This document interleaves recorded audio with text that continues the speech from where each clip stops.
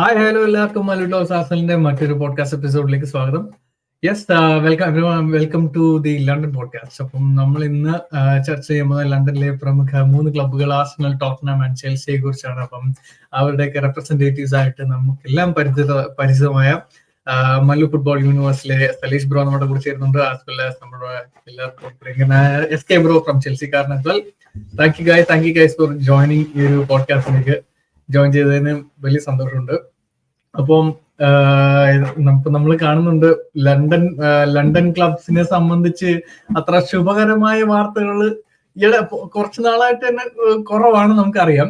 ഇപ്പൊ ആർസനലിനെ സംബന്ധിച്ച് തുടങ്ങാനാണെങ്കിൽ ഇങ്ങനെ ഒരു സീസൺ മുഴുക്കെ പറയാം, സീസൺ ഓഫ് ഡിസാസ്റ്റർ എന്ന് മനസ്സിലായിട്ട് പോലും വീണ്ടും ഒരു പടുകുഴിയിലേക്ക് എത്തിക്കാനുള്ള എല്ലാ ശ്രമങ്ങളും ക്ലബ്ബ് തന്നെ ചെയ്തിരുന്നു. സ്പേഴ്സിന്റെ കാര്യത്തിൽ സ്പേഴ്സിന്റെ കാര്യത്തിൽ നമുക്ക് എപ്പോഴും ഒരു ഇതുണ്ട്. സ്പേഴ്സ് എപ്പോഴും നമുക്ക് പ്രതീക്ഷ തരും, ആ ഫാൻസിന് ഒരു വലിയ പ്രതീക്ഷ കൊടുത്തിട്ട് അത് അങ്ങനെ അങ്ങ് തിരിച്ചു പിടിക്കുന്ന ഒരു പ്രവണത അത് ഈ സീസണും റിപ്പീറ്റ് ചെയ്തിട്ടുണ്ട്. ബട്ട് എന്താണ് ഇനിയും സ്പേഴ്സിന് സംഭവിക്കാൻ പോകുന്നത്, അല്ലെങ്കിൽ മാനേജറിന്റെ രീതിയിൽ എന്തൊക്കെയാണ് സംഭവിക്കാൻ പോകുന്നത് എന്നുള്ളത് കണ്ടു തന്നെ അറിയണം. ഇൻട്രസ്റ്റിംഗ് ആയിരിക്കും അത്. ഓൾസോ ചെൽസിയുടെ ഒരു ഇൻട്രസ്റ്റിംഗ് ഗ്രാഫ് ആയിരുന്നു ഈ സീസണിന്റെ മൊത്തത്തിൽ നോക്കുവാണെങ്കിൽ. നമ്മൾ ആദ്യം തന്നെ എക്സ്പെക്ട് ചെയ്യാത്ത രീതിയിലാണ് ചെൽസി പെർഫോം ചെയ്തത് ഇനീഷ്യലി. ആൻഡ് ദെൻ ഒരു ഡിപ്പ് ഇപ്പം വന്നിപ്പുണ്ട്, എപ്പോഴും ഇപ്പൊ ഒരു ഡിപ്പിലാണ്. ആസ് ഓഫ് നൗ എന്റെ ഓർമ്മ ശരിയാണെങ്കിൽ Chelsea are only in conference league അല്ലെ? എനിവേ, നമുക്കപ്പം പതുക്കെ ഈ ഒരു പോഡ്കാസ്റ്റ് തുടങ്ങാം. ഞാൻ എന്റെ ക്ലബായ ആർസനലിൽ നിന്ന് തന്നെ ഞാൻ ഇന്ന് തുടങ്ങാമെന്ന് കരുതി. കാരണം നമുക്കറിയാം, ഇന്നലെ ഒരു വലിയൊരു ഗുഡിസൺ പാർക്കിൽ വെച്ചൊരു ഭീകരമായ മാച്ച് നടന്നിട്ടുണ്ടായിരുന്നു. എവർട്ടൺ ലിവർപൂൾ ഗുഡിസൺ പാർക്കിലെ അവസാനത്തെ മാച്ചായിരുന്നു. വിച്ച് ഞാനത് പറഞ്ഞു വരാൻ കാര്യം, നമ്മുടെ ഈ ടൈറ്റിൽ കൺടെൻഷനിലേക്ക് അത് വലിയൊരു ഇമ്പാക്ട് വരുത്തുന്ന ഒരു മാച്ചായിരുന്നു. പോയിന്റ് വൈസ് ആണെങ്കിൽ നോക്കുവാണെങ്കിൽ ഇപ്പൊ ലിവർപൂൾ എല്ലാ മാച്ചസും ഇപ്പം 24 മാച്ചസിൽ ഇപ്പം 7 points ലീഡ് എടുത്തിരിക്കുകയാണ്. Which is a massive lead. ശരിക്കും പറഞ്ഞാൽ ഇറ്റ്സ് എ മാസീവ് ലീഡ്. പക്ഷെ ഇന്നലത്തെ മാച്ചിലെ ആ ഒരു 98th മിനിറ്റിലുണ്ടായ ഒരു വിന്നർ കഴിഞ്ഞോടെ ലിവർപൂളിനെ അത് മെന്റലി ഹേർട്ട് ആയിട്ടുണ്ടോ എന്നുള്ളത് ഒരു ചോദ്യമാണ്. അപ്പൊ ഇനി അവർ ഡ്രോപ്പ് ചെയ്യാൻ ചാൻസ് ഉണ്ടോ? ഇനിയും ലിവർപൂൾ എവിടെയിലേക്ക് ഡ്രോപ്പ് ആവും? കാരണം അവർക്ക് ഇനി ടഫ് അവേ ഫിക്സേഴ്സ് ഒക്കെ വരുന്നുണ്ട്. അതോടൊപ്പം മറ്റൊരു ചോദ്യം ഇതിനകത്ത് എനിക്ക് പേഴ്സണലി ഉള്ളതെന്ന് പറഞ്ഞാൽ, ലിവർപൂൾ ഡ്രോപ്പ് ചെയ്താലും ആർസനൽ ക്യാപിറ്റലൈസ് ചെയ്യുമോ എന്നുള്ളതാണ് ഇതിനകത്തെ ഏറ്റവും വലിയ ഒരു ചോദ്യചിഹ്നമായിട്ട്. എന്നെ സംബന്ധിച്ച് എനിക്ക് തോന്നിയിട്ടുള്ള ഒരു കാര്യം എന്ന് പറയുന്നത്, ഈ ഒരു സീസണിലെ ഇപ്പോഴത്തെ ഒരു അവസ്ഥ, കാരണം ഇപ്പൊ നമ്മൾ ഇന്നത്തെ ഒരു ന്യൂസും കൂടെ കഴിക്കുക, ഇന്നൊരു ഒഫീഷ്യൽ സ്റ്റേറ്റ്മെന്റും കൂടെ വന്നു, കായ് ഹാവർട്സിന്റെ സീസൺ ലോങ് ഇഞ്ചറിയും കൂടെയാണ്. സോ ലിറ്ററലി നമ്മൾ ഇനിയും 3 അറ്റാക്കേഴ്സേ നമുക്ക് ഉള്ളൂ. നമ്മൾ ഇനിയും ട്രൊസാർഡ്, ഈറ്റൻ എൻവെന്നേരി ആൻഡ് സ്റ്റേർലിങ്ങിനെ വെച്ചാണ് കളിക്കാൻ പോകുന്നത്. അതിൽ നമ്മള് നെക്സ്റ്റ് വീക്ക് അല്ല, ഈ നെക്സ്റ്റ് ചെൽസി ആയിട്ട് വരുന്ന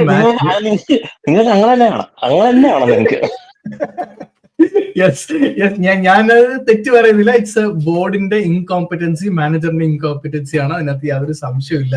കാരണം നമ്മള് അവിടെ ആ ഫോർവേഡ് ലൈൻ ഷോർട്ടാണ് അത്രയും പേർ ഉള്ളപ്പോ പോലും നമ്മൾ പറഞ്ഞിരുന്ന കാര്യമാണ് അറ്റാക്കിംഗ് ലൈൻ ഷോർട്ടാണ്. സ്റ്റിൽ ആ ഒരു ഇൻകോമ്പറ്റൻസി നമുക്ക് ശരിക്കും വളരെ വ്യക്തമായിട്ട് കാണാൻ പറ്റിയ ഒരു ട്രാൻസ്ഫർ വിൻഡോ ആയിരുന്നു ഈ കഴിഞ്ഞ ജാനുവരി ട്രാൻസ്ഫർ വിൻഡോ. ആർസനൽ ഫാൻസിനെ സംബന്ധിച്ച് ഒരു ടൈറ്റിൽ ചാലഞ്ചിന് വേണ്ടി നിൽക്കുമ്പോൾ ഒരിക്കലും ഇത്രയും മോശപ്പെട്ട രീതിയിൽ ഒരു അറ്റ്ലീസ്റ്റ് ഒരാളെങ്കിലും വാങ്ങിക്കുമെന്ന് കരുതി. ഇപ്പൊ ഇന്നലെ കായ് ഹാവർട്സ് ഇഞ്ചേർഡ് ആയതിനു ശേഷം കുറെ പേര് വന്നിട്ടുണ്ട്. ഇനി ഫ്രീ ഏജൻസിനെ നോക്കാം, ബെൻ യെഡർ, ഡിയോഗോ കോസ്റ്റ എന്നൊക്കെ പറഞ്ഞ് കുറെ പേര് ഇറങ്ങിയിട്ടുണ്ട്. അപ്പൊ അതൊന്നും എന്തായാലും ഇല്ല. ഇപ്പം മിക്കവാറും നമ്മൾ കാണാൻ പോകുന്ന പുതിയൊരു കാഴ്ച എന്ന് പറയുന്നത് മിക്കൽ മെറീനോ ആസ് നമ്പർ 9 ആയിരിക്കും. നിങ്ങളൊക്കെ ഞെട്ടിച്ചുകൊണ്ട് മിക്കൽ മെറീനോയുടെ ഒരു റിഡംപ്ഷൻ ആർക്ക് നിങ്ങൾ കാണാൻ പോവുകയാണ്. അപ്പൊ എന്നെ സംബന്ധിച്ച് പറയുകയാണെങ്കിൽ ആർസനലിന്റെ ഈ ഒരു ഡിക്ലൈൻ എന്ന് പറയാൻ പറ്റില്ല, പക്ഷെ ഒരു അങ്ങോട്ടും ഇങ്ങോട്ടും ഇല്ലാത്ത ഒരു തരം കൈൻഡ് ഓഫ്, നമുക്ക് ഒരു ലോ ആണോ ഹൈ ആണോ എന്ന് പറയാൻ പറ്റാത്ത ഒരു സിറ്റുവേഷൻ ആണ് എന്നെ സംബന്ധിച്ച്. മാനേജറിനെ ഞാൻ എനിക്ക് ഈ ഒരു സീസണിൽ ശരിക്കും മാനേജറിനെ ഒരു നല്ല രീതിയിൽ തന്നെ ക്വസ്റ്റ്യൻ ചെയ്യേണ്ട ഒരു സീസൺ തന്നെയാണിത്. അറ്റ് ദ സെയിം ടൈം നമ്മൾ ഇഞ്ചറീസ് ഉണ്ട്. സാക്ക, ഒഡിഗാർഡിന്റെ ഒരു ഇനീഷ്യൽ ഫസ്റ്റ് ഫേസിൽ ഒരു ഇഞ്ചറി വന്നായിരുന്നു. അത് നമ്മളെ നല്ല രീതിക്ക് ഇമ്പാക്ട് ചെയ്തു. ഇപ്പൊ അത് സാക്കയുടെ ഇഞ്ചറി വന്നു, അതും പക്ഷെ സാക്ക വന്ന സമയത്ത് സാക്ക ഇപ്പൊ തിരിച്ചു വരും എന്ന് കേൾക്കുന്നു. ബട്ട് അതേസമയം മാർട്ടിനെല്ലിയും ഹാവേർട്സും ഇഞ്ചേർഡ് ആയി. അപ്പൊ ഇങ്ങനെ ഒരു ഇഞ്ചറികളുടെ ഒരു കലാശക്കൊട്ടാണ് ഇപ്പൊ മൊത്തത്തില് ആർസണൽ ഫുട്ബോൾ ക്ലബ്. അത് it goes to the management. Ultimately ഇതൊരു മാനേജ്മെന്റും ബോർഡിന്റെയും ഒരു ഇൻകോമ്പറ്റൻസി ആയിട്ടാണ് എനിക്ക് തോന്നിയിട്ടുള്ളത്. സലീഷ് ബ്രോ ഈ ഒരു ഇത് കണ്ടിട്ട് എന്താണ് തോന്നുന്നത്? ഇപ്പം ടൈറ്റിലിന്റെ ഒരു ചാൻസ് ഒക്കെ ആയിരുന്നു നമ്മുടെ സീസൺ സ്റ്റാർട്ടിങ്ങിൽ പറഞ്ഞത്. ആസ് എ റൈവൽ എന്താണ് ബ്രോയ്ക്ക് പറയാനുള്ളത്? ഇപ്പോൾ രണ്ട് കാര്യങ്ങളാണ്. ഒന്ന്, ലിവർപൂള് അവരുടെ മൊമെന്റം കില്ലിയോ എന്നുള്ള ഒരു ചോദ്യം ബ്രോ ചോദിച്ചിട്ടുണ്ടായിരുന്നു. എസ്പെഷ്യലി അവർ പ്ലേമത്തിലൂടെ ഒരു സെക്കൻഡ് ടീമിനെ വെച്ചു, പക്ഷെ അവരത് പരാജയപ്പെട്ടു. കഴിഞ്ഞ മത്സരത്തിൽ പോയിന്റ് ഡ്രോപ്പ് ചെയ്തു. പക്ഷെ പ്രശ്നം എന്ന് പറയുന്നത് അവിടെ മോസാലെ ഇല്ലെങ്കിൽ ഗോള് വരുന്നില്ല എന്നുള്ളൊരു അവസ്ഥ പതുക്കെ കാണുന്നുണ്ട്. കാരണം പുള്ളിയാണ് പല മത്സരത്തിലും ലിവർപൂളിനെ രക്ഷിക്കുന്നത്. ഇന്നലത്തെ സ്റ്റാറ്റൊക്കെ നോക്കി കഴിഞ്ഞിട്ടുണ്ടെങ്കിൽ ആകെ 6 ചാൻസേ ലിവർപൂൾ ക്രിയേറ്റ് ചെയ്തിട്ടുള്ളൂ. 6 ചാൻസസ്. അപ്പൊ ഒഫെൻസീവ്ലി അതൊരു പ്രശ്നമാണ്. കാരണം ഇതൊരു ക്രൂഷ്യൽ ഫേസിലേക്ക് പോവാണ്. ഇനി വരാൻ പോകുന്നത് ന്യൂകാസിലായിട്ടുള്ള മത്സരമുണ്ട്. അതുപോലെ ഫിസിക്കലായിട്ട് കളിക്കുന്ന ഒരുപാട് ടീമിനെതിരെയാണ് കളിക്കാൻ പോകുന്നത്. കറക്റ്റ്. അപ്പോൾ വോൾസ് അങ്ങനത്തെ ഒരുപാട് ടീംസുമായിട്ട് അവർ കളിക്കാനുണ്ട്. അപ്പോൾ ഒന്നാമത്തെ കാര്യം എന്ന് പറയുന്നത് ആ ഫ്രണ്ട് ത്രീയിൽ ലൂയിസ് ഡിയാസ് നല്ല രീതിയിൽ കളിക്കുന്നില്ല. പിന്നെ മോസലയുടെ സൈഡിൽ നിന്നാണ് ഗോൾ വരുന്നത്. ന്യൂനസ് ഇടയ്ക്ക് സബ്ബായിട്ടൊക്കെ വരും. ചില മത്സരത്തിൽ കളിക്കുന്നുണ്ട്, ചില മത്സരത്തിൽ കളിക്കുന്നില്ല. അപ്പോൾ ഒരു ഒഫെൻസീവില് അവർക്ക് ചെറിയ പ്രശ്നമായിട്ട് തോന്നുന്നുണ്ട്. പക്ഷേ സ്ലോട്ടിന്റെ ലിവർപൂളിന്റെ കൈ തന്നെയാണ് ഇപ്പോഴും അവരുടെ ഡിസിഷൻ ഉള്ളത്. കാരണം 7 പോയിന്റ് ലീഡ് ഉണ്ട്. ടെക്നിക്കലി നോക്കി കഴിഞ്ഞിട്ടുണ്ടെങ്കിൽ അത് മെയിൻറ്റെയിൻ ചെയ്ത് പോയാൽ തന്നെ അവർക്ക് ജയിക്കാം. പക്ഷേ ഇത് ഒരു കളി കൂടെ തോറ്റ് കഴിഞ്ഞിട്ടുണ്ടെങ്കിൽ pressure will be on Liverpool. ഉറപ്പായിട്ടും ക്രൂഷ്യൽ ആയിട്ടുള്ള ഗെയിമിൽ പ്രശ്നങ്ങൾ വരാൻ ചാൻസ് ഉണ്ട്. പക്ഷെ മറുവശം നോക്കുമ്പോൾ ഈ ആർസണലിന്റെ കാര്യം പറഞ്ഞ പോലെ തന്നെ നിങ്ങൾക്ക് മുകളിൽ വരാനുള്ള 2 ചാൻസ് കിട്ടിയിട്ടുണ്ടായിരുന്നു. പക്ഷേ 2 ചാൻസും നിങ്ങൾ കളഞ്ഞു കുളിച്ചു എന്ന് പറയണം. കാരണം ആ ക്രൂഷ്യൽ മത്സരത്തിൽ നിങ്ങൾ പോയിന്റ് ഡ്രോപ്പ് ചെയ്തു, അല്ലെങ്കിൽ തോൽവിയിലേക്ക് പോകുന്ന സിറ്റുവേഷൻ ഉണ്ടായി. ഒരു കൺസിസ്റ്റന്റ് ആയിട്ടുള്ള പെർഫോമൻസ് ആർസണലിന്റെ സൈഡിൽ നിന്ന് ഈ സീസണിൽ കാണുന്നില്ല. നമ്മൾ എക്സ്പെക്ട് ചെയ്തത് ഇത് നിങ്ങളുടെ സീസൺ ആണ്, കാരണം പെപ്പ് താഴോട്ട് പോയി, അങ്ങനെ ഒരു എക്സ്പെക്ടേഷൻ ഉണ്ടായിരുന്നു. അത് വന്നിട്ടില്ല. ഇനിയിപ്പോ ആർട്ടറ്റയുടെ കയ്യിലുള്ള ഏക ഒരു ഇതെന്ന് പറയുന്നത് പോയിന്റ് ഡ്രോപ്പ് ചെയ്യാതിരിക്കുക, മാക്സിമം മുമ്പോട്ട് പോകുക എന്നുള്ളതാണ്. ക്രൂഷ്യലായിട്ടുള്ള മത്സരത്തിൽ തോൽക്കാതിരിക്കുക, പോയിന്റ് ഡ്രോപ്പ് ചെയ്യാതിരിക്കുക. But is very difficult. ഇനി വരാൻ പോകുന്ന ഫിക്സേഴ്സ് നോക്കിക്കഴിഞ്ഞാൽ എസ്പെഷ്യലി റെലിഗേഷൻ ബാറ്റിലുള്ള ടീംസ് ഒക്കെ ഇനി എങ്ങനെയാണ് കളിക്കാൻ പോകുന്നത് നമുക്കറിയാം. കാരണം അവർ ഡു ഓർ ഡൈ സിറ്റുവേഷൻ ആയിരിക്കും. അതേപോലെ തന്നെ ടോപ്പ് 6 ടീമൊക്കെ പതുക്കെ ഫോമിലേക്ക് വരാൻ ചാൻസ് ഉണ്ട് അവസാന ഘട്ടത്തിൽ. അപ്പോ സെക്കൻഡ് ഹാഫ് ഭയങ്കര ഇൻട്രസ്റ്റിംഗ് ആണെന്ന് തോന്നുന്നത്. ഡെഫിനറ്റ്ലി. ഇപ്പം ഈ പറഞ്ഞ പോലെ തന്നെയാണ് നമുക്ക് കപ്പ് കോമ്പറ്റീഷൻസിന്റെ കാര്യത്തിലാണെങ്കിലും നമുക്ക് കാരബാവ് കപ്പിൽ നിന്നാണെങ്കിലും FA കപ്പിൽ നിന്നൊക്കെ ഒരു എക്സിറ്റ് വന്നിരുന്നു. അതിൽ വളരെ ദയനീയമായിട്ട് തന്നെ തോൽവിയായിരുന്നു ന്യൂകാസിലായിട്ടുള്ള ആ ഒരു 2 ലെഗും. ഒരു രീതിയിലും നമുക്ക് അതിനൊരു ജസ്റ്റ് പറയാൻ പറ്റുന്നില്ല, ഒരു ജസ്റ്റിഫിക്കേഷൻ ഇല്ല അതിന്. എസ്കേ ബ്രോ എന്താണ് ഈ ഒരു, നമ്മൾ ഇതിന് സീസൺ സ്റ്റാർട്ട് ചെയ്തപ്പോ ഇതുപോലെ നമ്മളൊരു വീഡിയോ ചെയ്തപ്പോൾ ഇങ്ങനെ പറഞ്ഞിരുന്നു. But we still thought Arsenal ആ ഒരു മൊമെന്റം കയറി വരും എന്ന് നമ്മൾ അന്ന് പറഞ്ഞിരുന്നു. പക്ഷെ ഞാനും അത് എക്സ്പെക്ട് ചെയ്തു. പക്ഷെ എക്സ്പെക്ടേഷൻ്റെ അത്രയും വന്നിട്ടില്ല. ബട്ട് ഫോർ സം റീസൺ നമ്മൾ ഇപ്പോഴും സെക്കൻഡ് നിൽക്കുന്നുണ്ട്. ബട്ട് ദാറ്റ്സ് ബിക്കോസ് ഓഫ് ചെൽസിയുടെ ഒരു ഡൗൺഫോൾ അതിനിടയ്ക്ക് വന്നു. അതേപോലെ ഒരു സിറ്റി പറഞ്ഞ പോലെ അവര് എക്സ്പെക്ടഡ് ആയിട്ട് കളിക്കുന്നില്ല. ബ്രോയുടെ ഒരു അഭിപ്രായത്തിൽ എന്താണ് ഈ ഒരു സീസണിൽ ഈ Arsenal completely out of hope ആണ് എന്നുള്ള സിറ്റുവേഷൻ ആണോ? സംഭവം എന്താണെന്ന് വെച്ച് കഴിഞ്ഞാൽ, നമ്മള് ഇപ്പോഴത്തെ കാലഘട്ടത്തിൽ ഇപ്പൊ സർ അലക്സ് ഫെർഗസൺ, ആർസർ വെംഗറുടെ ഒക്കെ കാലഘട്ടത്തിൽ coaches had the ultimate power. അവർക്കും പ്ലേയേഴ്സിനെ മേടിക്കാനുള്ള ഒരു കഴിവുണ്ട്. ആൻഡ് അന്നത്തെ കാലമൊക്കെ നോക്കിക്കഴിഞ്ഞു കഴിഞ്ഞാൽ എണ്ണിപ്പെറുക്കി കൊണ്ടുവരാൻ പറ്റുന്ന പ്ലേയേഴ്സും കുറവാണ്, ട്രാൻസ്ഫർ ഫീസും കമ്പാരിറ്റീവ്ലി ആണ്. Transfer discussions were complicated. പക്ഷെ ഇത്രത്തോളം കോംപ്ലിക്കേറ്റഡ് ആയിട്ടുള്ള ഒരു കാലമല്ല. ഒരുപാട് ക്ലബ്ബുകളില്ല. അപ്പൊ പ്ലേയേഴ്സിനെ കൺവിൻസ് ചെയ്യാന്ന് പറയുന്നത് അന്ന് സിരിയാണ് മേജർ സാധനം, അവരായിട്ട് കോമ്പീറ്റ് ചെയ്യുക എന്നുള്ളത് തന്നെയാണ്. സോ ഇറ്റ് വാസ് റിലേറ്റീവ്ലി എന്താ പറഞ്ഞ കുറെ കൂടെ ബെറ്റർ ആയിരുന്നു അന്നത്തെ കാലഘട്ടത്തിൽ.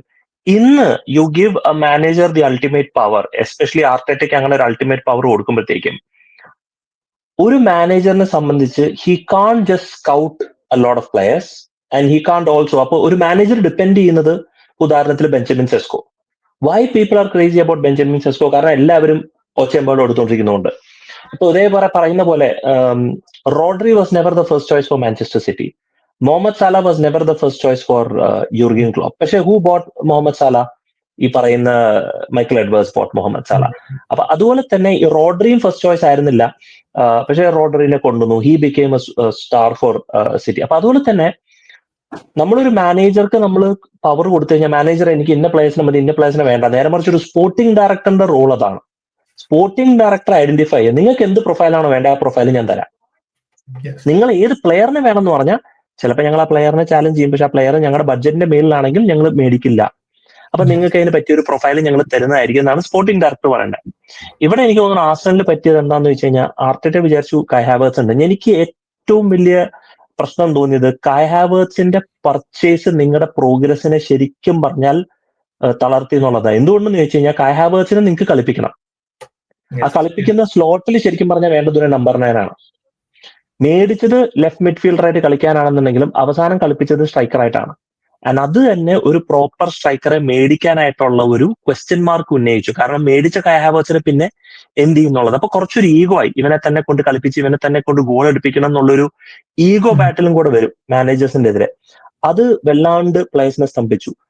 കാലിഫോർണിയനെ മേടിച്ചു, അടിപൊളി. മെറീനോനെ മേടിച്ചു, അടിപൊളി. പക്ഷെ ഇതൊക്കെ ഡെസ്പറേറ്റ്ലി നീഡഡ് ആയിട്ടുള്ള ഒരു സൈനിങ്സ് ആയിരുന്നു എന്ന് ചോദിച്ചാൽ ആയിരുന്നില്ല. ഡെസ്പറേറ്റ്ലി എവിടെയാണോ റീഎൻഫോഴ്സ്മെന്റ് വേണ്ടി വന്നത് അവിടെയാണെങ്കിൽ സൈൻ ചെയ്തിട്ടില്ല. ആൻഡ് ആ ഒരു ഇഷ്യൂവും പിന്നെ അൺഫോർച്ചുനേറ്റ് ഇഞ്ചുറീസ്, സാക്കയുടെയും ഓഡേഗാർഡിന്റെയും ഇഞ്ചുറീസ് നമുക്ക് ഒരിക്കലും പ്രെഡിക്ട് ചെയ്യാൻ പറ്റാത്ത കാര്യങ്ങളായിരുന്നു.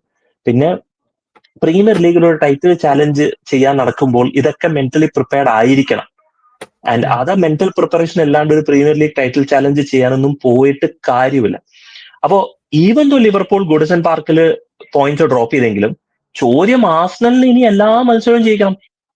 ഈ എല്ലാ മത്സരവും ജയിക്കുന്നതില് ലിവർപൂള് 2 കളി തോക്കണം, 1 കളി ഡ്രോ പിടിക്കണം. ഒരു കളി ആൻഫീൽഡിലാണ്. അപ്പോ ഇനി വരാൻ പോകുന്ന 13-14 മത്സരങ്ങൾ കണ്ടിന്യൂസ് ആർസണൽ ജയിക്കുക എന്ന് പറയണത് അത് തന്നെ വലിയൊരു ക്വസ്റ്റ്യൻ മാർക്കാണ്. അതിനിടയ്ക്ക് ആർസണൽ ഒരു തോൽവിയോ ഡ്രോ വന്നു കഴിഞ്ഞാൽ പണി പാളി. ഇപ്പൊ പോരാത്തതിന് കൈ ഹാവേർട്സും ഇല്ല, ഒരു ലിങ്ക് പ്ലെയറിന് അവിടെ ഫ്രണ്ടിലായും ഇല്ല. ഗബ്രിയൽ ജേസൂസ് ക്രിസ്റ്റൽ പാലസിനെതിരെ 2 ഗോൾ അടിച്ചതിന് ശേഷം പിന്നെ അവൻ സന്യാസത്തിന് പോയി. ഇപ്പൊ എൻജോർഡുമായി. അപ്പൊ സോ നൗ പിന്നെ നിങ്ങൾക്കുള്ളത് ചുക്കാൻ പിടിച്ചുകൊണ്ട് നടക്കണം നമ്മുടെ ചങ്ക് സ്റ്റെർലിംഗ് ആണ്. സ്റ്റെർലിങ്ങിനെ ഞങ്ങൾക്ക് വിട്ടു തന്നിരിക്കുക. പിന്നെ അവൻ ചിലപ്പോൾ ഇടയ്ക്കൊക്കെ കളിക്കൂടെ, അവൻ ഇടയ്ക്കൊക്കെ ഗോൾ അടിക്കും. പക്ഷെ that is not enough for title challenge. So which is a very ridiculous story. കാരണം Arsenal is struggling forwards, Chelsea is struggling with defense, Tottenham is struggling with both ends.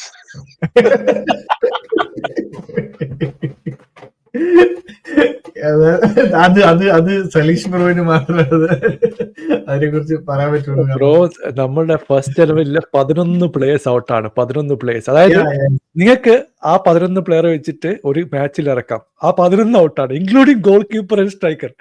അപ്പോ ശരിക്കും പറഞ്ഞിട്ടുണ്ടെങ്കിൽ ഇത് പുള്ളീനെ പുറത്താക്കാൻ വേണ്ടിയിട്ട് ഫാൻസ് തമ്മിൽ അടിച്ചുകൊണ്ടിരിക്കുക. ഇപ്പൊ സോഷ്യൽ മീഡിയ നോക്കിക്കഴിഞ്ഞിട്ടുണ്ടെങ്കിൽ ഞാനിപ്പോ കയറാറില്ല. കാരണം 2 വിഭാഗമായിട്ട് അവിടെ തല്ലി നടന്നുകൊണ്ടിരിക്കുകയാണ്. കുറച്ച് ആൾക്കാർ പറയുന്നത് ഈ പുള്ളീനെ പുറത്താക്കി കഴിഞ്ഞാൽ നിങ്ങൾ ആരെയാണ് കൊണ്ടുവരാൻ പോകുന്നത്. It will repeat, cycle repeat ചെയ്യും. ബിൽഡ് ചെയ്യാൻ സമയം കൊടുക്കുന്നില്ല. മറ്റന്മാർ പറയുന്നത് ലെവീനെ പുറത്താക്കണം, പുള്ളിക്ക് ഇനിയും ചാൻസ് കൊടുക്കണം. ഈ ഒരു ഡിസ്കഷനാണ് ഇപ്പൊ നടന്നുകൊണ്ടിരിക്കുന്നത്.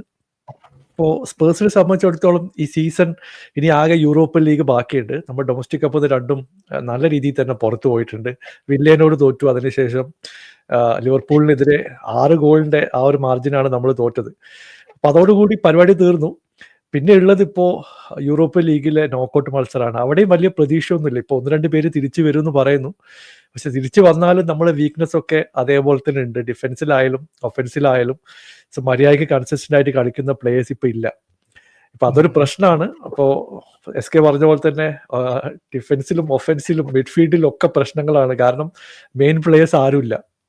യെസ്, ടോട്ടനമിന്റെ കാര്യം പറഞ്ഞുകൊണ്ട് തന്നെ നമുക്ക് ആ ഒരു ടോട്ടനം ആൻജി പോസ്റ്റോഗ്ലുവിന്റെ ഒരു ഫേമസ് കമന്റ് ഉണ്ടായിരുന്നു ഈ സീസൺ സ്റ്റാർട്ട് ചെയ്തപ്പം, I always win my trophies in the second season എന്ന് പറഞ്ഞൊരു ഒരു ഒരു എക്സ്ട്രാ സംഭവം ഉണ്ടായിരുന്നു, വിച്ച് ആഡഡ് എ പ്രഷർ എന്ന് എനിക്ക് തോന്നുന്നു. എനിക്ക് അത് കൂടുതൽ പ്രഷർ പുള്ളിക്കും സ്പേഴ്സ് ഫാൻസിനും പ്രഷർ കൂട്ടി. കാരണം already we know Spurs trophies എന്നൊക്കെ പറയുമ്പോൾ ഓൾറെഡി ഒരു ഭയങ്കര ഒരു റിപ്പൽ ചെയ്യുന്ന കൈൻഡ് ഓഫ് സംഭവമാണ്. അപ്പം ഇങ്ങനൊരു ആഡഡ് പ്രഷർ കൂടെ വന്നപ്പോഴത്തേക്കും അത് പുള്ളിക്ക് തന്നെ പ്രഷറായിട്ട് വന്നു എനിക്ക് പിന്നീട് തോന്നി.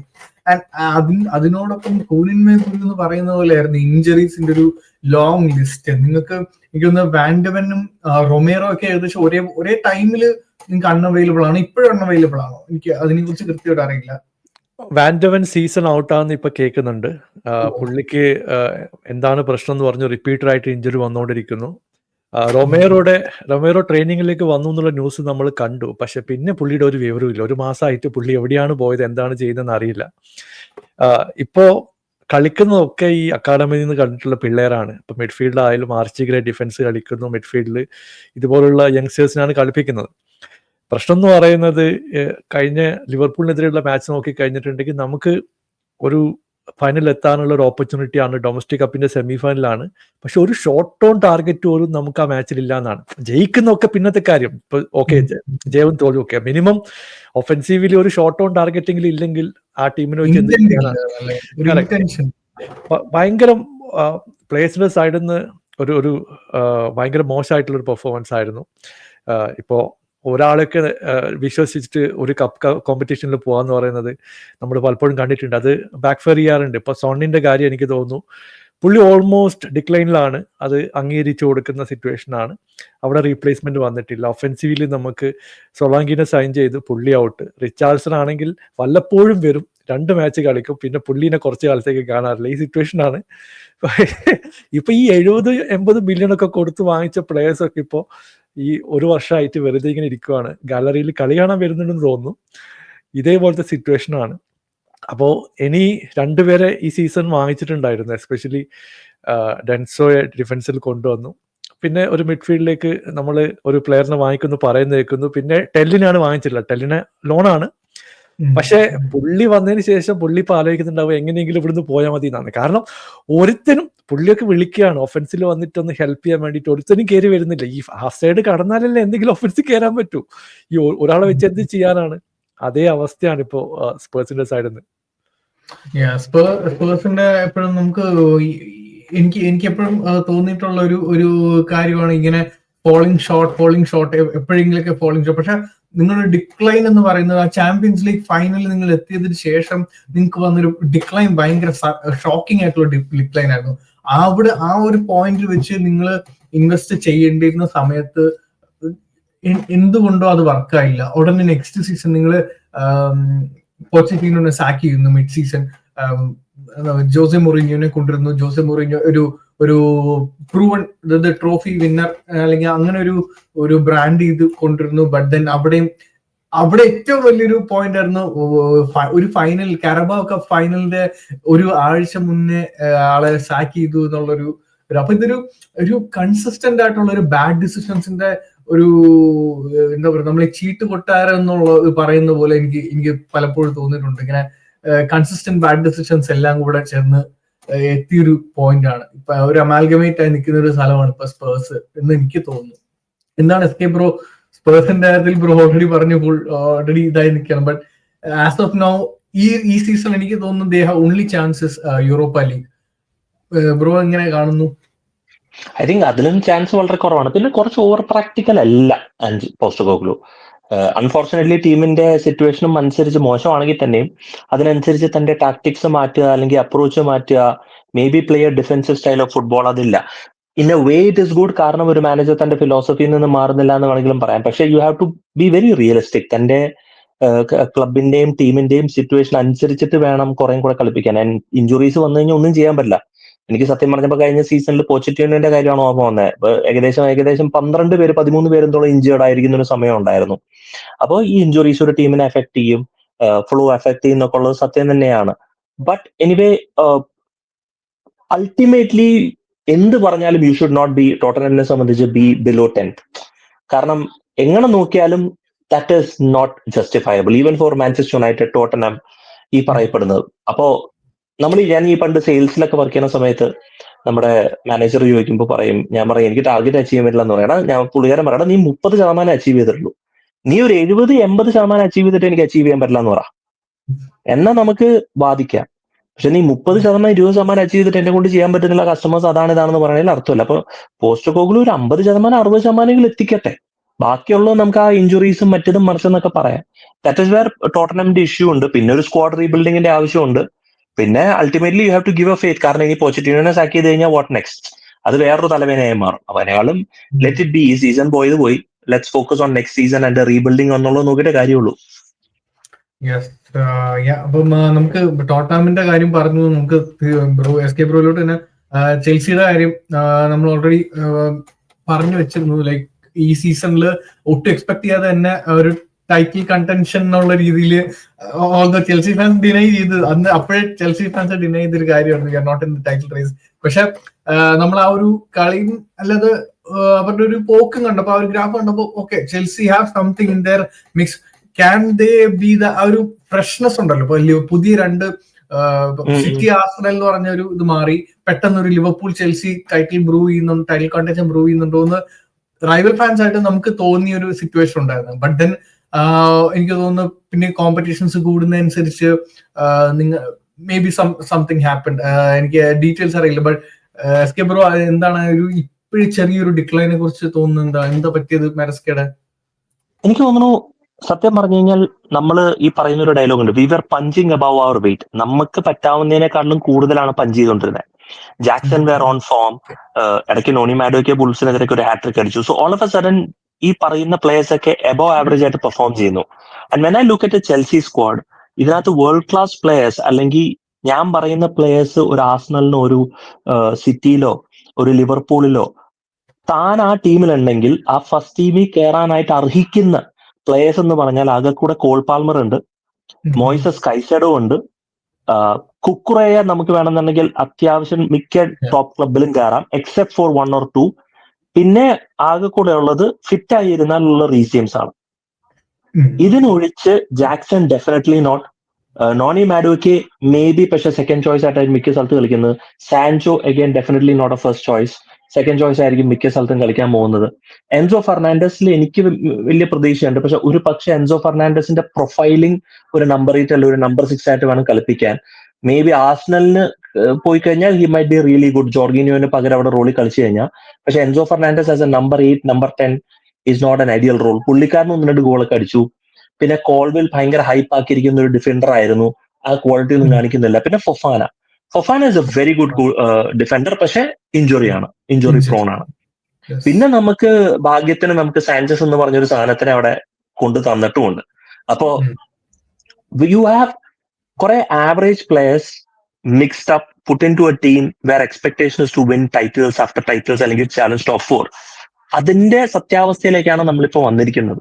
ആൻഡ് ഒരു വ്യത്യാസം എന്ന് വെച്ചാൽ മെറസ്ക അത് നേരത്തെ കണ്ടിരിക്കുന്നു, നമ്മൾ കാണാൻ കുറച്ച് വൈകി എന്നുള്ളതേ ഉള്ളൂ. പുള്ളിക്കാരന് മനസ്സിലായി ഇതിങ്ങനെ ഈ പ്ലേയേഴ്സിന്റെ ക്വാളിറ്റിയും കാര്യങ്ങളും. ആൻഡ് കുറെ അനാലിസിസ് ഒക്കെ മെറസ്കയുടെ എനിക്ക് ഭയങ്കര ഓണസ്റ്റ് ആയിട്ട് തോന്നിയിട്ടുണ്ട്. പക്ഷെ അൺഫോർച്ചുനേറ്റ്ലി ചെൽസി ഫാൻസിന് അത് സഹിക്കാൻ പറ്റുന്നില്ല. കാരണം we are used to the winning ways, we are used to the Roman Abramovich era of winning vase. ഇപ്പൊ ഈ കഴിഞ്ഞ ദിവസം ഇന്റർവ്യൂലും പോലും പറഞ്ഞിട്ടുണ്ട്, നമ്മുടെ ഈ സീസണിൽ ടോപ്പ് 4 എത്തിക്കണം എന്നുള്ളതല്ല ബോർഡ് പറഞ്ഞിരിക്കുന്നത്, അടുത്ത സീസണാണ് ടോപ്പ് 4 നമ്മൾ ഫോക്കസ് ചെയ്യുന്നത് എന്നുള്ള രീതിയിൽ. ആൻഡ് സത്യം പറഞ്ഞാൽ ആ സ്ക്വാഡിന്റെ ക്വാളിറ്റി നോക്കിക്കഴിഞ്ഞാൽ ഇറ്റ്സ് ട്രൂ.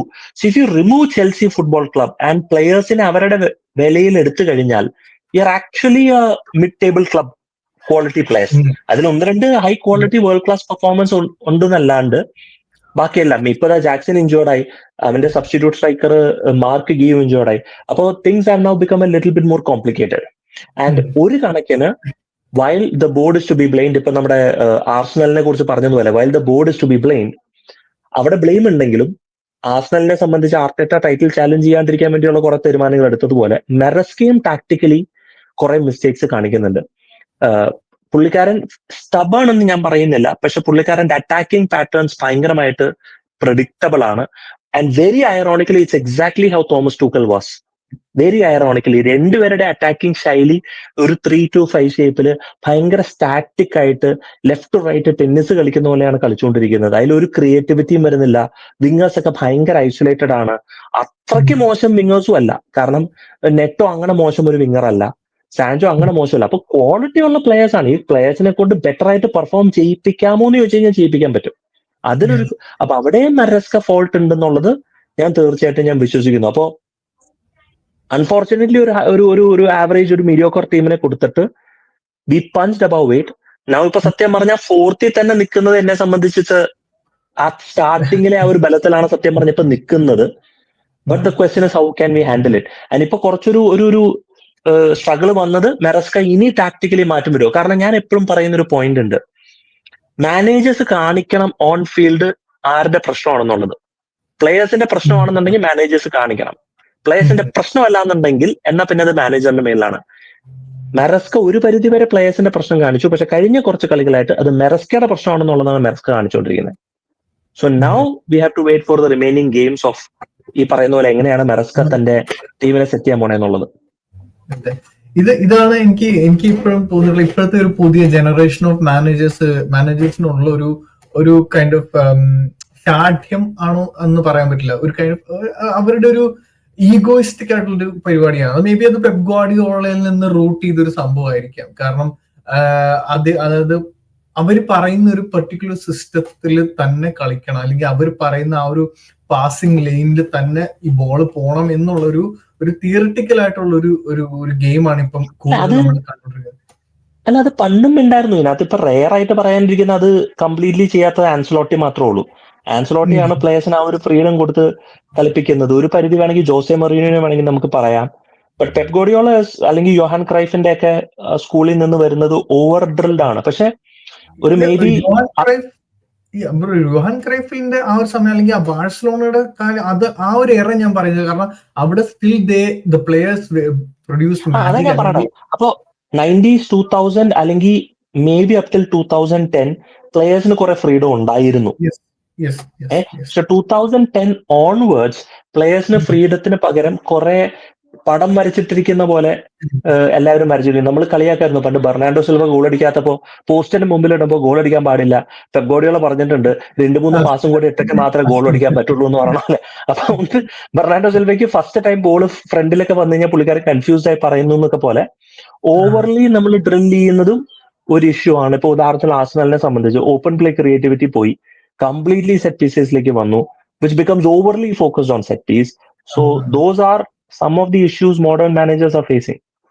അവിടെയാണെങ്കിൽ ആർനെ സ്ലോട്ടിൽ ഞാൻ എപ്പോഴും എനിക്ക് ശ്രദ്ധിച്ചിട്ടുള്ള ഒരു കാര്യമാണ്, ആർനെ സ്ലോട്ടിന് ഒരു ടാക്ടിക്കൽ ഫ്ലെക്സിബിലിറ്റി ഉണ്ട്, അല്ലെങ്കിൽ ആ പ്ലേയേഴ്സിനെ എപ്പോൾ ഡയറക്റ്റ് കളിപ്പിക്കണം എന്ന് ആർനെ സ്ലോട്ടിന് കുറച്ചുകൂടെ അറിയാം, അല്ലെങ്കിൽ ആ ഒരു ഫ്രീഡം കൊടുക്കും. ഇന്നലെ ഞാൻ ആ മാച്ച് കണ്ടപ്പോഴും ഞാൻ നോക്കിയപ്പോൾ ഓക്കെ ലിവർപൂൾ ഡ്രോപ്പ് ചെയ്തു, പക്ഷെ ലിവർപൂൾ അത്ര ചാൻസ് കുറച്ച് ക്രിയേറ്റ് ചെയ്തിട്ടും അത്ര ആ സലക്ക് കിട്ടിയ ഒരു ചാൻസ് പുള്ളി അത് സ്കോർ ചെയ്തു എന്നുള്ളതാണ്.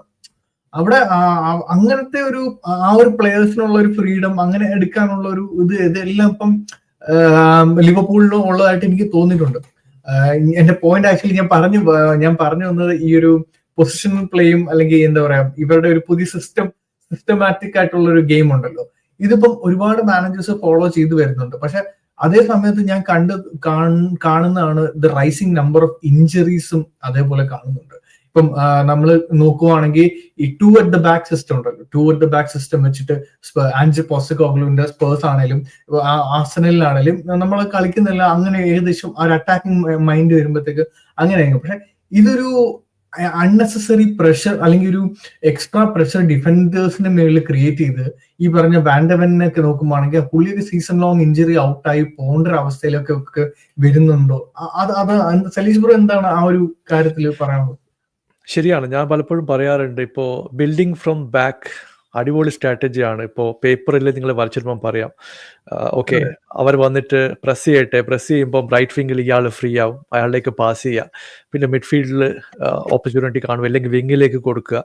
ഇങ്ങനെ പേപ്പറിൽ ഇട്ടിട്ട് ആക്ച്വലി പിച്ചിൽ എന്താ സംഭവിക്കുന്നത് വെച്ചിട്ടുണ്ടെങ്കിൽ, ഇപ്പോൾ കഴിഞ്ഞ മാച്ചിൽ ആർസണൽ മാച്ച് നിങ്ങൾ ഓർമ്മിക്കുന്നുണ്ടാവും, ഡെക്ലൻ റൈസിന് ഡേവിഡ് ഡയർ ഡയറക്റ്റ് പാസ് കൊടുത്തു. ആ സമയത്താണ് ഡെക്ലൻ റൈസിനെ പോയി പ്രസ് ചെയ്യുന്നത്. അപ്പൊ അങ്ങനത്തെ പ്രസ് വന്നു കഴിഞ്ഞിട്ടുണ്ടെങ്കിൽ you bound to make mistakes.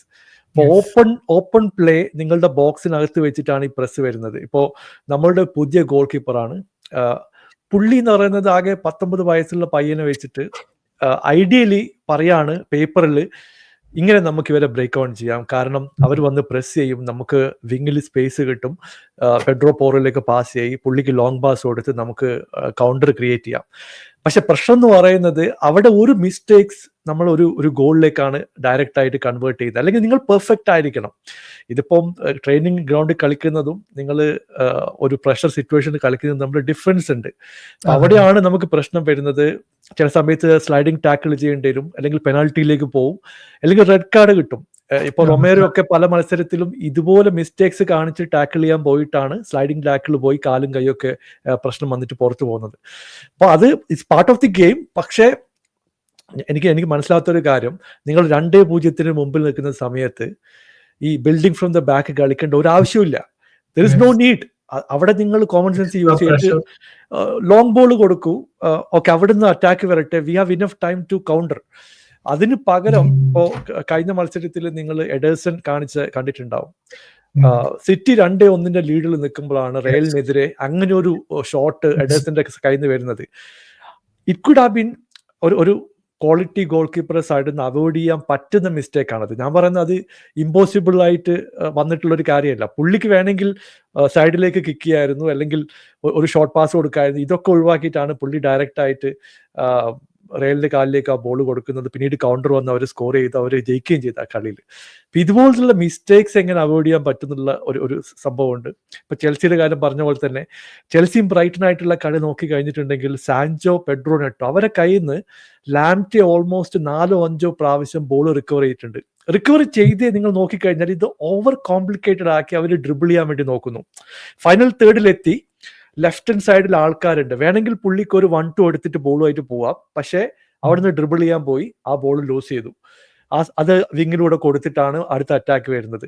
ഇതുപോലുള്ള സിറ്റുവേഷൻസ് ടീമിന് വരാം. അപ്പോൾ ഇത് ഓവർ കോംപ്ലിക്കേറ്റഡ് ആക്കുന്നതാണോ, അല്ലെങ്കിൽ ഇത് കോച്ച് പറയുന്നതാണോ, അല്ലെങ്കിൽ പ്ലേയേഴ്സിന്റെ ഡിസിഷൻ ആണോ എന്ന് നമുക്ക് എക്സാക്റ്റ് ആയിട്ട് പറയാൻ പറ്റില്ല. അതിന് കോമ്പിനേഷൻ ആയിരിക്കും. ചില സമയത്ത് വിചാരിക്കും ഇയാളെ ഡ്രിബിൾ ചെയ്ത് എനിക്ക് പോകാൻ പറ്റും എന്നുള്ളൊരു ഡിസിഷൻ വെച്ചായിരിക്കും ഇവർ മുമ്പോട്ട് പോകുന്നത്. പക്ഷെ ചിലപ്പോൾ പറ്റത്തില്ല. ആ സമയത്ത് ബോൾ ലൂസായി കഴിഞ്ഞിട്ടുണ്ടെങ്കിൽ പ്ലേയേഴ്സ് ട്രാൻസിഷനിലായിരിക്കും, കൗണ്ടർ വളരെ ക്വിക്കായിട്ട് വരാം, ചിലപ്പോൾ അത് ഗോളിലേക്കും പോവാം. അതാണ് ഇപ്പൊ മിത്തോമേനെ പോലത്തെ പ്ലേയേഴ്സിനൊക്കെ ആ സമയത്ത് ബോൾ കിട്ടി കഴിഞ്ഞിട്ടുണ്ടെങ്കിൽ ഹി വിൽ ഗോ, കാരണം പുള്ളിക്ക് ആ എബിലിറ്റി ഉണ്ട് മുമ്പോട്ട് പോകാനുള്ള. അപ്പൊ അങ്ങനത്തെ പ്രശ്നങ്ങളിലേക്കൊക്കെ കാര്യങ്ങൾ പോകാൻ സാധ്യതയുണ്ട്. ഈസി ആയിട്ട് നമ്മൾ ആ ന്യൂകാസിൽ ആർസണൽ ഗെയിം നോക്കുമ്പോൾ തന്നെ നമുക്ക് കാണാൻ പറ്റിയ ഒരു കാര്യം, ജസ്റ്റ് ആ ഒരു ബാക്ക് ടൂവിനെ പ്രസ് ചെയ്യാൻ വേണ്ടി ആന്റണി ഗോർഡനെയും ഇസാക്കിനെയും മാത്രം അവർ വെച്ചു. ആ ഒരു ബോൾ ഒരു മിസ്റ്റേക്ക് കിട്ടി അവർ അത്രയും പേസ് ഉള്ള 2 പ്ലേയേഴ്സും കൂടെ ആകുമ്പം ഈസിലി അവർ സ്കോർ ചെയ്യുകയും ചെയ്തു. ആ ഒരു ഇസാക്കിന്റെ ആണെങ്കിലും ഗോർഡന്റെ ഒക്കെ ഗോൾ ആണെങ്കിലും ഇറ്റ്സ് ഓൾ ബിക്കോസ് ഓഫ് ആ ഒരു സിസ്റ്റം. ഇത് സിസ്റ്റം ഇമ്പോർട്ടന്റ് ആണ്. പക്ഷെ എന്താ പറയാ, ഒരു കംപ്ലീറ്റ്ലി ഇതിനെ അങ്ങ് ഒരു മൊത്തത്തിൽ അങ്ങ് സ്വാലോ ചെയ്ത് ലൈക് ഫുട്ബോളിന്റെ എസെൻസ് അങ്ങോട്ട് മാറ്റുന്ന രീതിയിലേക്കുള്ള ഒരു സിസ്റ്റമാറ്റിക് ഗെയിം നമ്മൾ ഇങ്ങനെ കണ്ട് അങ്ങനത്തെ ഒരു പോക്ക് നമ്മൾ കാണുന്നുണ്ട്. ഈവൻ നമ്മൾ കണ്ട് കഴിഞ്ഞ സീസൺ, അതിന് മുന്നത്തെ സീസൺ കമ്പനി ബേൺലിയെ വെച്ചൊക്കെ അവരെ അത് ട്രൈ ചെയ്യാൻ നോക്കി, അട്ടർലി ഫ്ലോപ്പ് ആയിപ്പോയി. ഐ തിങ്ക് ആ ഒരു തിരിച്ച് ഇത് എനിക്ക് തോന്നുന്നു പല ടീമുകളും ഇപ്പൊ ഇത് ക്രാക്ക് ചെയ്യാൻ പഠിക്കുന്നുണ്ട്. ഇപ്പം ഈ പറഞ്ഞ പൊസിഷണൽ പ്ലേ, സിസ്റ്റമാറ്റിക് പ്ലേ ഒക്കെ ഒരു ഈ പറഞ്ഞ മിഡ് ബ്ലോക്ക് ചെയ്യാൻ പറ്റുന്ന ആസ്റ്റൺ വില്ല അല്ലെങ്കിൽ ന്യൂകാസിൽ പോലെ ഫിസിക്കൽ ഉള്ള ടീംസിനൊക്കെ ഇത് നല്ല രീതിക്ക് ഇത് ക്രാക്ക് ചെയ്യാൻ പറ്റുന്നുണ്ട്. അത് നമുക്ക് പല മാച്ചസ്, ഓൾദോ അവർക്ക് എല്ലാ മാച്ചസൊന്നും പറ്റില്ലെങ്കിലും ഇങ്ങനത്തെ മാച്ചസ് ഒക്കെ പറ്റുന്നുണ്ട് എന്നാണ് എനിക്ക് തോന്നുന്നത്. പക്ഷെ at the end of the day I am more concerned about the players injuries. ഇവർ ഏറ്റവും കൂടുതൽ ഇഞ്ചേർഡ് ആയി വരുന്ന ഇങ്ങനത്തെ ഈ സിസ്റ്റത്തിലാണെന്ന് എനിക്ക് കാണുമ്പോൾ തോന്നുന്നുണ്ട്. അല്ല, ഇപ്രാവശ്യത്തെ ഇഞ്ചുറീസ് വരാൻ ഏറ്റവും വലിയ കാരണം എന്താണെന്ന് വെച്ച് കഴിഞ്ഞാൽ high intense, high pressure, high tempo game. ഇത് 24/7 എവറി ഡേ കളിച്ചുകൊണ്ടിരുന്നു കഴിഞ്ഞാൽ ഏതൊരു മനുഷ്യനും ഇഞ്ചുറി വരുന്നേ ഉള്ളൂ. ഇപ്പൊ എല്ലാവരും അതേ high intense, high tempo, high physical game കളിക്കുമ്പോൾ ഉണ്ടാവുന്ന ഇന്റൻസ് ആണ്. മറ്റേത് പെപ്പ് മാത്രമേ ചെയ്തുള്ളൂ. ഇപ്പൊ എല്ലാ പ്ലേയേഴ്സും എല്ലാ ടീമും എല്ലാവരും ചെയ്യുന്നതുകൊണ്ട് ഹാംസ്ട്രിങ് സ്ട്രെച്ച് ആവുന്നു, ഇടുപ്പ് സ്ട്രെച്ച് ആവുന്നു, കാഫ് സ്ട്രെച്ച് ആവുന്നു, എല്ലാം സ്ട്രെച്ച് ആവുന്നു. അതിന്റെ പിന്നെ ട്രെയിനിങ്ങും ഇപ്പൊ റിക്കവറി ഡേ എന്ന് പറയുന്നത് പോലും ട്രെയിനിങ് ആണ്. അതായത് പ്ലേയേഴ്സിന് ഉറങ്ങാനോ ചുമ്മാ വീട്ടിൽ കുത്തി ഇരിക്കാനോ അവസരമില്ല. പണ്ടൊക്കെ എന്ന് പറഞ്ഞു കഴിഞ്ഞാൽ 80s 90s ഫുട്ബോളൊക്കെ കളിച്ചു കഴിഞ്ഞു കഴിഞ്ഞാൽ പ്ലേയേഴ്സ് വരും, ഡ്രസ്സിംഗ് റൂമിൽ ഒരു ബിയറൊക്കെ അടിക്കും, ഒരു സിഗരറ്റ് ഒക്കെ വെച്ച് ബിയറൊക്കെ അടിച്ചിട്ട് ഇമാതിരി ചില്ലായിട്ടൊക്കെ ഇരിക്കും, അങ്ങനെ റിലാക്സ് ചെയ്ത് ചിലപ്പോൾ ഒരു ഷോർട്ട് ബാത്ത് ഒക്കെ ചെയ്ത്. റിക്കവറി ഡേ എന്ന് പറയുന്ന സാധനമല്ല, ഇമാതിരി വീട്ടിൽ പോയി 2-3 ദിവസമൊക്കെ ഒന്ന് ഉറങ്ങി പിന്നെ ട്രെയിനിങ് വന്ന് ട്രെയിനിങ് ഉണ്ടാവും. പക്ഷെ ഇന്ന് എനിക്ക് തോന്നുന്നു ഓവർ ജിം കൾച്ചർ ആയിപ്പോയി, ഇഞ്ചുറി കുറയ്ക്കാൻ വേണ്ടിയിട്ടുള്ള ട്രെയിനിങ് ആയിപ്പോയി, മനസ്സിലായ? അപ്പോ ചുമ്മാ ഇവർക്ക് വെറുതെ റെസ്റ്റ് കൊടുക്കുക, മെന്റലി റെസ്റ്റ് കൊടുക്കുക, ഫിസിക്കലി കുറച്ച് റെസ്റ്റ് കൊടുക്കുക. നീ വീട്ടിൽ പോയി കുറച്ചു നേരം വെറുതെ കുറ്റിയടിച്ചിരിക്കുക എന്നാരും പറയുന്നില്ല. അതും പറയുന്നില്ല, ട്രെയിനിങ്ങും ചെയ്യുന്നു, റിക്കവറി ട്രെയിനിങ്ങും ചെയ്യുന്നു, ഇഞ്ചുറി റിക്കവറി ട്രെയിനിങ്. പിന്നെ ഇഞ്ചുറി എന്നൊക്കെ പ്ലേയേഴ്സിനെ വല്ലാണ്ട് പുഷ് ചെയ്യാണ് തിരിച്ചു വരാൻ വേണ്ടിയിട്ട്. എന്നിട്ട് എല്ലാം കൂടെ ചേർത്ത് വരുമ്പോഴത്തേക്കും your bodies cannot sustain. And വേറൊരു കാര്യമുണ്ട്, ഇന്നത്തെ ബോഡീസ് 80s 90s അത്ലീറ്റ്സിന്റെ ബോഡീസും ഫിസിക്കാലിറ്റിയിലും വ്യത്യാസമുണ്ട്. ഇന്ന് ബർഗറും മറ്റേതും മറിച്ചൊക്കെ ഇവർ കഴിക്കുന്നുണ്ടാവും. മറ്റേന്നൊക്കെ പറഞ്ഞു കഴിഞ്ഞാൽ അവർക്ക് അത് ഓപ്ഷൻ ഉണ്ടായില്ല കഴിക്കാൻ. So they were all healthy right from നല്ല ബോൺ സ്ട്രക്ചറും നല്ല മസിൽ സ്ട്രക്ചറും ഒക്കെ ഉണ്ടായിരുന്നു. ഇന്നൊക്കെ പറഞ്ഞാൽ അത് അതിന്റെ ക്വാളിറ്റി കുറഞ്ഞു വന്നു. So everything together has come down to this issue of massive injuries for players. അത് തന്നെയാണ് എനിക്ക് ഇന്ന് ഈ കാര്യത്തിൽ നമ്മൾ പറയുമ്പോൾ ജനറലി കോമൺ ആയിട്ട് എനിക്ക് എപ്പോഴും തോന്നിയിട്ടുള്ള ഒരു കാര്യമാണ്, ഗ്രോയിങ് ഇഷ്യൂ ആണ്. ഹോപ്പ്ഫുള്ളി അത് ഇനി എപ്പോഴെങ്കിലും അത് അഡ്രസ് ചെയ്യപ്പെടും, അല്ലെങ്കിൽ വീണ്ടും ഒരു എന്താ പറയുക ഫുട്ബോൾ ഈസ് ഹീലിംഗ് എന്നൊക്കെ ചില മാച്ചൊക്കെ കാണുമ്പോൾ നമുക്ക് തോന്നൂല. അതുപോലെ ഒരു മാച്ചസ് ഒക്കെ വരട്ടെ, അല്ലെങ്കിൽ അങ്ങനത്തെ ഒരു എല്ലാ കൈൻഡ് ഓഫ് ടാക്ടിക്സും നമുക്ക് കാണണമെന്ന് ആഗ്രഹമുണ്ട്. ഇപ്പൊ മൊറീനിയോന്റെ ആ ഒരു ലോ ബ്ലോക്ക് ഫുട്ബോളും അതും വരണം. നമുക്ക് എല്ലാരും ഹൈ ഇന്റൻസിറ്റി ഫുട്ബോൾ കളിച്ചോണ്ടിരുന്നു കഴിഞ്ഞാൽ മാത്രം പറ്റില്ല. So let's see. അപ്പം എനിവേ ലണ്ടൻ പോഡ്കാസ്റ്റിന്റെ ഈ ഒരു എപ്പിസോഡ് നമുക്ക് പതുക്കെ വൈൻഡ് അപ്പ് ചെയ്യാനുള്ള സമയമായി. അപ്പം I hope you guys enjoyed ഇന്നത്തെ ഒരു ടോക്ക്. അപ്പം ഈ സീസൺ ഇനിയിപ്പം പ്രത്യേകിച്ച് ആർസണലിനെ സംബന്ധിച്ച് വലിയ പ്രതീക്ഷകൾ എനിക്ക് അങ്ങനെ ഒരു പേഴ്സണലി പ്രതീക്ഷകളുള്ള. കാരണം ചാമ്പ്യൻസ് ലീഗ് ഹോപ്പ്ഫുള്ളി ഒരു ഡീപ്പ് റൺ അറ്റ്ലീസ്റ്റ് ഒരു ക്വാർട്ടേഴ്സ് എങ്കിലും എത്താൻ പറ്റും. കാരണം with this injuries I don't know എത്ര ഡീപ്പ് പോകാൻ പറ്റുമെന്ന്. പക്ഷെ ഒരു നോക്കൌട്ട് കോമ്പറ്റീഷൻ ആണ്, എനിത്തിങ് ക്യാൻ ഹാപ്പൻ എന്നുള്ള രീതിയിൽ ഫുൾ ഹാർട്ടിൽ കളിച്ചാൽ മേ ബി അറ്റ്ലീസ്റ്റ് ഒരു ടീം എന്താ പറയാ ഫാൻസിനെ പ്രൗഡ് ആക്കാൻ പറ്റുന്ന രീതിയിലെങ്കിലും കളിക്കുക. ആൻഡ് അതേ ഉള്ളൂ ആസ് എൻ ആർസണൽ ഫാൻ ഈ സീസൺ. കാരണം it's all about next season. And then സ്പേഴ്സിന്റെ കാര്യം നേരത്തെ പറഞ്ഞു.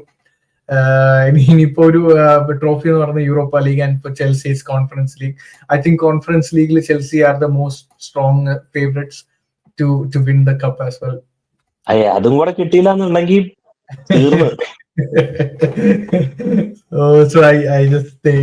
അതുകൊണ്ട് എനിക്ക് അപ്പൊ നമുക്ക് ഇന്നത്തെ ഒരു പോഡ്കാസ്റ്റ് ഇവിടെ എൻഡ് ചെയ്യാം. So thank you so much Saleesh bro, thank you so much SK bro. ഈ ഇത്രയും ടൈം സ്പെൻഡ് ചെയ്ത് ഈ ഒരു ടൈമിൽ വന്നതിൽ ഒരുപാട് സന്തോഷം, ഒരുപാട് നന്ദി.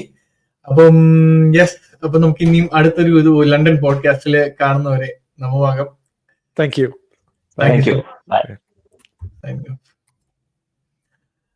Guys hope you guys all enjoyed. അപ്പൊ ഇന്നത്തെ പോഡ്കാസ്റ്റ് ലണ്ടൻ പോഡ്കാസ്റ്റ് ആയിരുന്നു. അപ്പം നല്ലൊരു ഡിസ്കഷൻ ആയിരുന്നു.